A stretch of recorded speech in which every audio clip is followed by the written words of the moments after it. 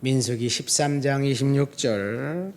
파란 광야 카데스에 이르러 모세와 아론과 이스라엘 자손의 온 회중이 나와 그들에게 보고하고 그 땅의 과일을 보이고 모세에게 말하여 이르되 당신은 우리를 보낸 땅은 근즉 과연 그 땅의 젖과 꿀이 흐르는데 이것은 그 땅의 과일이니이다.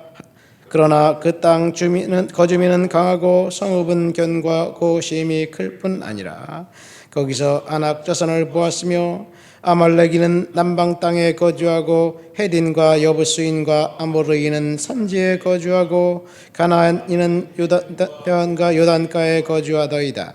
갈렙이 모세 앞에서 백성을 조용하게 하고 이르되 우리가 곧 올라가서 그 땅을 취하자 능히 이기리라 하나 그와 함께 올라갔던 사람들은 이르되 우리는 능히 올라가서 그 백성을 치지 못하리라.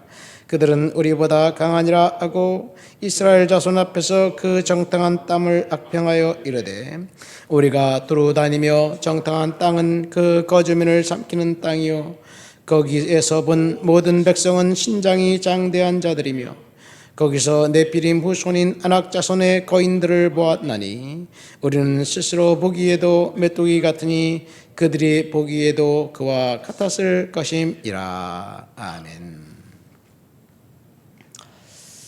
동일한 상황을 보고 그에 대한 해석이 달랐습니다. 모세가 40일간 가나안 땅 여리고성을 정탐하라고 이제 각 지파에서 한 명씩을 뽑아서 대표로 보냈습니다. 그리고 그들이 40일 동안 정탐하고 난 다음 돌아와서 보고한 보고가 오늘 본문 26절에서 29절입니다. 모세가 명령한 대로 그 땅의 지형 지물은 어떤지, 성읍의 그 상황은 어떻고 사람들은 어디에 살고 무엇을 하는지 소상히 보고해라. 그래서 보고합니다. 그 땅은 과연 젖과 꿀이 흐르는 땅입니다. 이것이 거기에서 가까운 과일입니다. 포도 한 송이를 두 사람이 어깨에 메고 왔습니다. 요즘은 그런 포도가 없네요. 아무리 거봉이 크고 샤인머스켓이 크다 하더라도 두 사람이 나무에 끼고 올 만한 그런 과일은 아니지요. 그리고 그 땅의 성벽은 초롱성 같고 사람들은 어디에 살고 있는지 소상하게 보고합니다. 그 보고를 끝내고 갈렙이 이렇게 보고하지요. 30절에 보니까 모세 앞에서 백성을 조용하게 하고 이르되 우리가 곧 올라가서 그 땅을 취하자 능히 이기리라. 갈렙이 이렇게 보고하니까 우리가 곧 올라갑시다. 우리는 반드시 이길 것입니다. 그 땅이 초롱성이지만 거기에 아낙 자손이 있고 거인이지만 그들은 눈을 보니까 두려움에 휩싸여 있습니다. 그들은 초점이 없어요. 중심을 잃었습니다. 하나님이 우리와 함께 하시니 우리는 분명하고 반드시 이길 수 있을 것입니다. 그렇게 보았습니다. 이 빈 구석을 본 거지요. 공허한 그런 사람들의 모습을 본 겁니다. 아무리 편안하고 윤택한 삶을 산다 할지라도 영혼이 만족을 하지 못하면 방황하고 공허한 것이죠. 그것을 보았습니다. 그러나 10명의 사람들은 그 즉시 악평하면서 갈렙을 향해서 벌떼처럼 공격하면서 달려듭니다. 당신 미쳤어? 제정신이야? 지금 우리하고 똑같이 보고도 그러고 그런 보고를 해? 이러면서 10명이 악평하면서 눈에 보이는 상황을 보면서 거기서 해석하기를 우리는 할 수 없다, 못한다, 우리는 진다, 이런 거예요. 그러면서 마지막 33절에 이렇게 이야기합니다. 거기에 사람들은 거인족 아낙 자손이지만 31절, 33절 마지막에 보니까 우리는 스스로 보기에도 메뚜기 같으니 그들이 보기에도 그와 같았을 것이다. 이것이 그 사람들의 마음속에 있는 생각입니다. 우리는 스스로 보기에 메뚜기 같다. 우리는 아무것도 할 수 없는 연약한 존재, 보잘것없는 존재다. 그렇습니까? 저와 여러분들이 그럴까요? 지금 현실이 우리 보기에 아무리 절박하고 힘들고 어려운 상황이랄지라도 하나님이 우리와 함께 하시는데 결코 우리는 그 현실 속에서 함몰되어 망할 수 없고 죽을 수 없고 그리고 실패할 수 없습니다. 하나님께서 합력하여 선을 이루게 하시고 하나님께서 역전을 이루실 것을 믿습니다. 아까 제 막내딸 이야기를 했는데 막내딸은 오늘 아침 일어나서 기도하면서 그런 생각이 들어요. 하나님이 이 아이를 어떻게 쓰시려고 그럴까? 태어날 때부터 하나님의 손에 있었어요. 거꾸로 이제 그 포지션이 업사이드 다운이 돼가지고 그 양수가 터졌어요. 공교롭게도 의사가 잘못 진단을 해서 듀데이트가 아직 2주가 남았어요. 근데 우리가 계산한 듀데이트하고 좀 달라. 그러니까 우리는 아직 출산할 때가 되지 않았다고 생각했는데 양수가 터졌어요. 공교롭게 또 그때 제가 한 2시간 정도 가는 아내와 함께 출타 중이었어요. 알바를 하고 있었어요. 거기서 양수가 터져서 2시간 후에 돌아와서 오고 좀 그러니까 아내가 뭐 샤워를 하고 하겠다 그래서 병원에 갔다가 간호사님 할머니 간호사가 내진을 하더니 긴급하게 이제 수술을 결정했습니다.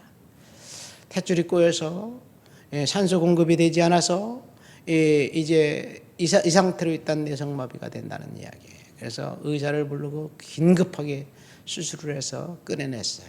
그리고 안전하게 출산을 했습니다. 2시간 후에 의사가 찾아왔어요. 그리고 난 다음에 저에게 You are lucky. He's safe. 안전하게 태어났다. 그러면서 2주 전에 동일한 케이스가 있었는데 그 사람은 뇌성마비가 됐다. 그런 얘기를 하더라고요. 그래서 우리 딸은 안전하게 태어났습니다. 그래서 제가 우리 막내 이름을 영어 이름을 조이라고 지었어요. 하나님 앞에서 기쁩니다.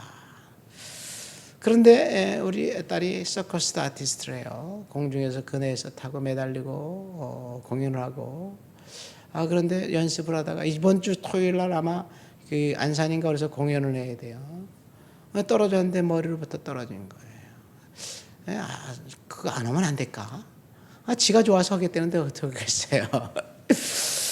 불안합니다. 그런데 병원에서 가까운 것이 고대 안암병원인데 수술 응급처치만 하고 병실이 없기 때문에 입원은 못할 것 같습니다. 입원 그 못해도 가능하다면 허락하면 우리가 받고 그렇지 않으면 다른 데 가세요. 그래서 당연히 허락합니다. 그래서 갔어요. 다행히 신경과 선생님을 좋은 분을 만났어요. 그분이 잘 치료하던 진찰하고 CT를 찍고 그러더니 괜찮다. 머리뼈에 처음에 금이 간 것 같은데 괜찮다. 근데 6번과 5번 특별히 6번 뼈 경추가 살짝 골절이 됐다. 근데 거기가 중요한 혈관이 지나가고 있기 때문에 그 혈관이 막히거나 파열되거나 그러면 뇌성마비가 뇌경색도 뇌졸중과 뇌경색이 올 수 있다. 또 떨어졌기 때문에 갑자기 뇌졸중이 올 수도 있으니까 병원에 입원해라. 그래서 자기 차트로 중환자실을 열어가지고 입원을 했어요. 골절 담당 의사랑 상의하겠다. 그런 상황이에요. 말을 들으면 굉장히 불안하고 그렇지만 상황은 또 하나님의 은혜로 좋은 게 아닌가 생각됩니다. 우리 아내가 막내딸한테 야 이번에 하나님하고 좀 데이트했으면 좋겠다 그랬더니 하나님 앞에 지금 그렇지 않아도 데이트하고 있는 중이에요. 하나님이 좀 기도하고 있어요. 그런 이야기를 하고 안심하고 돌아왔습니다. 중환자실이기 때문에 우리도 갈 수 없어요. 아내가 잠깐 뭔가를 주기 위해서 병원에 들릴 거예요. 자, 이런 상황을 닥쳤을 때 우리가 어떻게 해석해야 할까? 불안하고 걱정이 되고 염려가 되고 있을 수 있는 어떤 그런 극한 상황을 다 끄집어내서 초조해하고 걱정과 근심에 함몰되어 있다면 사탄이 우리를 공격하는 것입니다. 그러나 그 상황 속에서도 하나님이 함께 하셔요. 제 막내가 태어난 그 순간 얼마나 위기 상황이었는지 저는 몰라요. 그러나 하나님이 완벽하게 보호하셔서 이제 정말 건강한 아이로 이 땅에 하나님이 보내셨고, 지금 또다시 힘든 일을 겪지만 하나님이 우리 딸을 어떻게 사용하실지, 하나님께서 그 딸을 만져주시고 만나주시고, 그리고 그 딸이 하나님 앞에 결단할 그것을 위해서 저는 기도합니다. 오늘 본문에 보면 10명은 먼저 갈렙이 이제 우리는 하나님이 우리와 함께 하기 때문에 우리는 그 땅을 올라가서 점령하자, 그런 담대한 믿음의 선포를 합니다.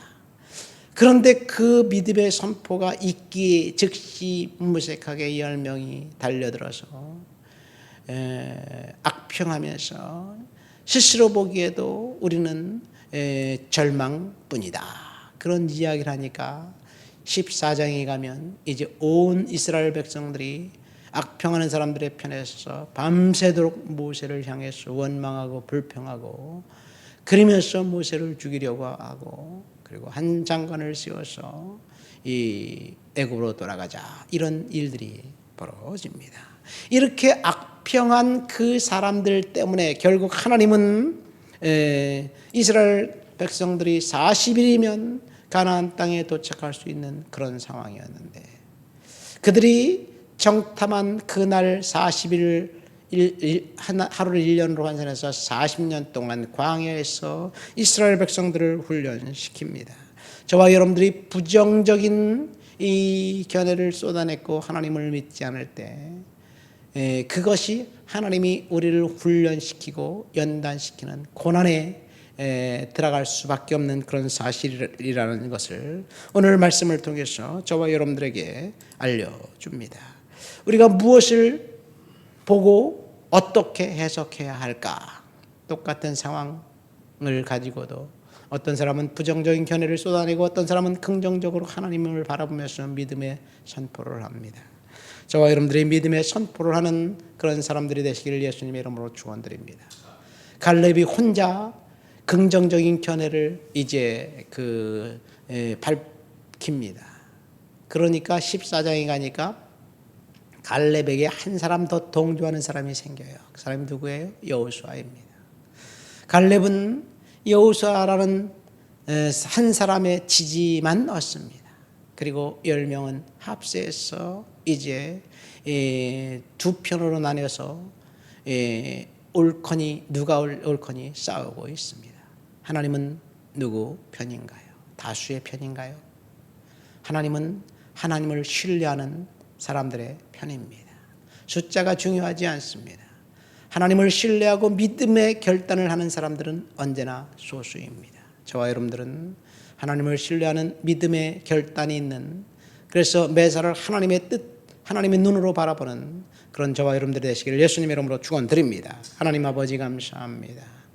동일한 상황을 보고도 믿음의 눈으로 봤던 갈렙과 부정적으로 땅을 악평했던 10명의 정탐꾼들의 이야기를 통해서 우리가 불행한 사건을 목도하고 힘든 상황 속을 걸어갈 때 어떤 결단을 해야 될지 하나님을 바라보며 믿음으로 결단할 수 있도록 주여 도와주옵소서. 예수님의 이름으로 기도합니다. 아멘.